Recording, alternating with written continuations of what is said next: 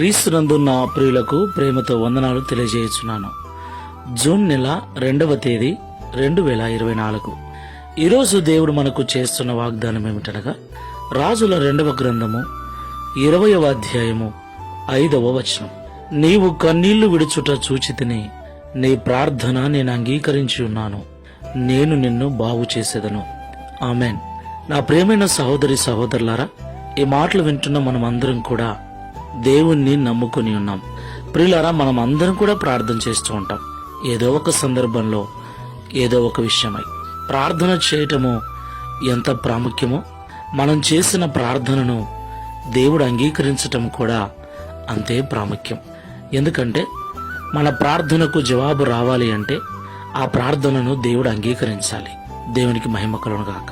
దేవుడు మన ప్రార్థనను అంగీకరించాలంటే మనము ఎలాంటి ప్రార్థన చేయాలి, ఎలాంటి వారమై ఉండి ప్రార్థన చేయాలి అంటే, హిజ్కియా ప్రార్థన చేస్తున్నాడు. దేవా యెహోవా, నేను యథార్థ హృదయుడనై నీ సన్నిధిలో ఎలా జీవించానో ఒకసారి నన్ను జ్ఞాపకం చేసుకో అని. దేవునికి మహిమ కలుగును గాక. ప్రియులారా, మనమందరం కూడా పొరపాట్లు చేస్తూ ఉంటాం, తప్పిదములు చేస్తూ ఉంటాం. వాటిని బట్టి ఆయా సమయాలలో మనము ఇబ్బందులు పడుతూ ఉంటాం. చాలా మంది శ్రమ వచ్చినప్పుడే ప్రార్థన చేస్తారు కూడా. మంచిదే. శ్రమ కలిగినప్పుడు మనం చేసే ప్రార్థన దేవుడు అంగీకరించాలి అంటే మన జీవితంలో మంచిగా జీవించిన దినాలు, యథార్థంగా జీవించిన దినాలు, పరిశుద్ధంగా జీవించిన దినాలు తప్పకుండా ఉండాలి. మన యథార్థత, మన పరిశుద్ధత, మన నీతిని దేవుడు జ్ఞాపకం చేసుకుని మన శ్రమలలో నుండి మనల్ని విడిపిస్తాడు. మనమందరం కూడా ఒకసారి పరిశీలన చేసుకుని ప్రార్థన చేసుకుందాం. అతి పరిశుద్ధుడైన యేసుక్రీస్తు ప్రభువా, పరిశుద్ధమైన మీ నామమునకు స్తోత్రములు చెల్లిస్తూ ఉన్నాం. ఈ ఉదయకాల సమయంలో మాతో మాట్లాడినందుకు స్తోత్రాలు. ప్రియ తండ్రి, మేమందరం కూడా ప్రతి దినము నీ సన్నిధిలో ప్రార్థన చేస్తూ ఉన్నాం. మా ప్రార్థన మీరు అంగీకరించేదిగా ఉండాలని, అప్పుడే మీ నుండి మాకు జవాబు వస్తుందని మాతో మాట్లాడారు. ప్రియ తండ్రి, మీరు మా ప్రార్థన అంగీకరించాలి అంటే మేము యథార్థ హృదయముతో, పరిశుద్ధత కలిగి, నీతి కలిగి జీవించాలని మాతో మాట్లాడారు.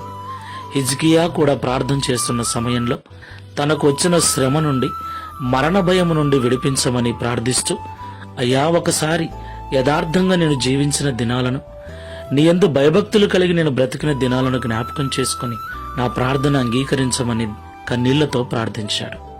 హిజ్కియా యొక్క కన్నీటి ప్రార్థన మీరు విన్నారు. ఆయన యథార్థతను జ్ఞాపకం చేసుకుని ఆయుష్కాలమును పొడిగించారు. మేము కూడా అలాంటి యథార్థ ప్రవర్తన కలిగి ఈ లోకంలో మాకు కలిగే శ్రమలలో మేము మొరపెట్టినప్పుడు, ప్రార్థించినప్పుడు మీరు జ్ఞాపకం చేసుకున్నట్లుగా పరిశుద్ధ జీవితాన్ని జీవించుటకు సహాయం చేయమని, ఈ ప్రార్థనలో ఏకీభిస్తున్న మాకందరికీ అట్టి యథార్థ జీవితాలను అనుగ్రహించి, తద్వారా ఈ దిన వాగ్దానమును మా అందరి జీవితంలో నెరవేర్చమని యేసు నామములో ప్రార్థిస్తున్నాము తండ్రి. Amen. Praise the Lord. God bless you.